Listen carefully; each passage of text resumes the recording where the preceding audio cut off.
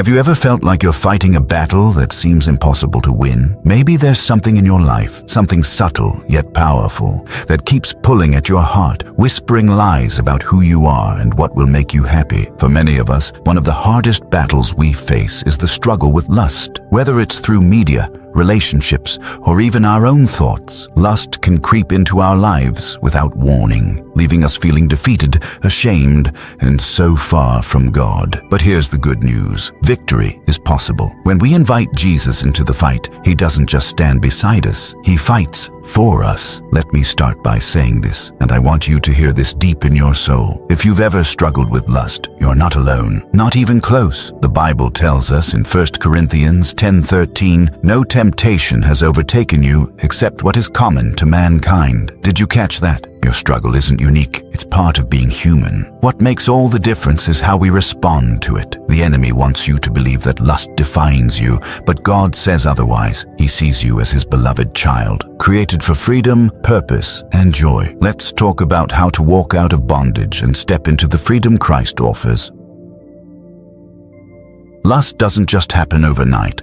It often starts small, almost unnoticeable. A glance here, a thought there. Before long, those little moments build up and take root in our hearts. Why does lust feel so powerful? Because it preys on some of our deepest desires. We crave connection, intimacy, and love, and Satan knows exactly how to twist those godly desires into something destructive. Let me paint a picture for you. Imagine walking through a beautiful garden filled with vibrant flowers and fresh fruit trees, but hidden among them are poisonous plants, disguised as harmless ones. If you're not careful, you might pick one thinking it's safe, only to realize too late that it was never meant to nourish you. That's what lust does. It tricks us into believing it will satisfy us, but instead, it leaves us empty, broken, and ashamed. King David understood this reality better than most. You probably know his story. A man after God's own heart, who fell into sin because of unchecked lust. 2 Samuel 11. One moment of indulging his eyes led to a downward spiral of betrayal, brokenness, and pain. But here's the hope, and I want you to really hear this. David didn't stay stuck in his failure. When he repented and turned back to God, he experienced restoration and redemption. Psalm 51 shows us his heartfelt cry for forgiveness. "Create in me a pure heart, O God,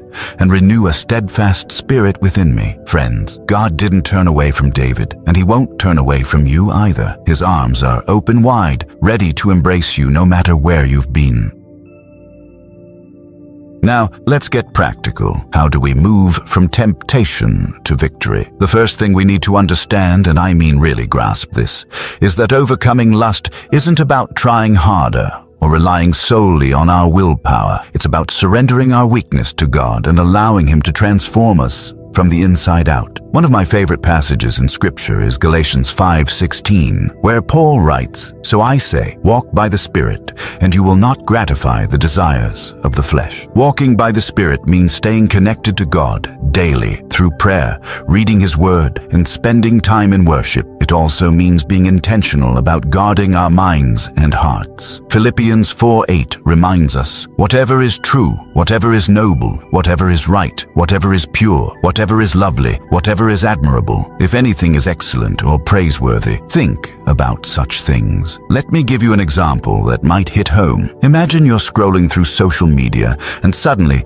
something pops up that stirs up impure thoughts. What do? Do you linger, or do you hit pause, close the app, pray a quick prayer asking God to cleanse your mind and replace those thoughts with truth? Maybe read a verse or listen to worship music. This may sound simple, but these small choices, they add up over time, creating patterns of righteousness rather than sin. And let me tell you, every time you choose obedience, it's like planting a seed of freedom in your spirit. Those seeds grow and they change everything. Another key to victory is accountability. Proverbs 27:17 says, "As iron sharpens iron, so one person sharpens another." Surround yourself with people who will encourage you, challenge you, and point you back to Jesus when you stumble. Share your struggles with someone you trust, a pastor, a mentor, or a close friend, and ask them to pray for you regularly. There's incredible power in community, and isolation only makes the enemy stronger. Don't try to carry this burden alone. You were never meant to.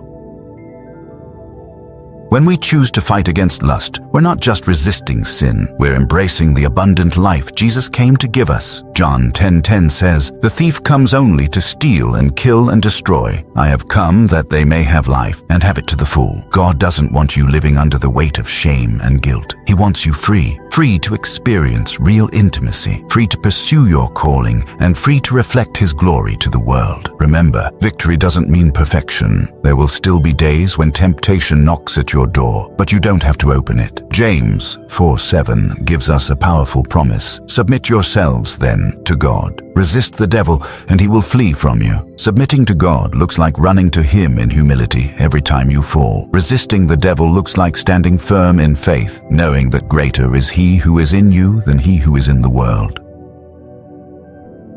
If today's message resonates with you, if you're ready to exchange the chains of lust for the freedom Christ offers, I want to encourage you to take one step forward right now. Start by confessing any areas of compromise to God. Pour your heart out to Him. Ask Him to search your heart and reveal anything that needs to change.